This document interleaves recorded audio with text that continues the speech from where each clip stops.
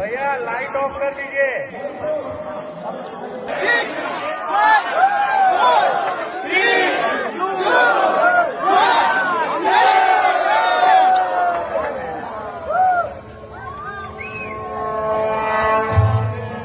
సర్వ మానవాళికి రక్షకుడు, మనకు కొండంత అండగా నిలిచేవాడు, మనసులో తలచిన వెంటనే గుండెల నిండా ధైర్యాన్ని నింపగలిగే మహాయోధుడు, అభయహస్తంతో ఎల్లవేళలా మనల్ని కాపాడే ఆ పవనపుత్రుడి ఇప్పుడు మనసారా స్తుతించుకుంటూ శ్రీ పంచముఖ ఆంజనేయ స్వామిగా అవతారమెత్తిన కథ దృశ్య రూపంలో తిలకిద్దాం రండి.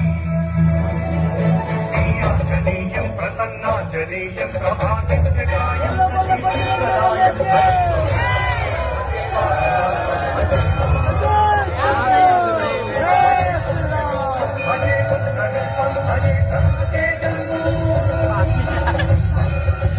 అది రామాయణ మహాయుద్ధం.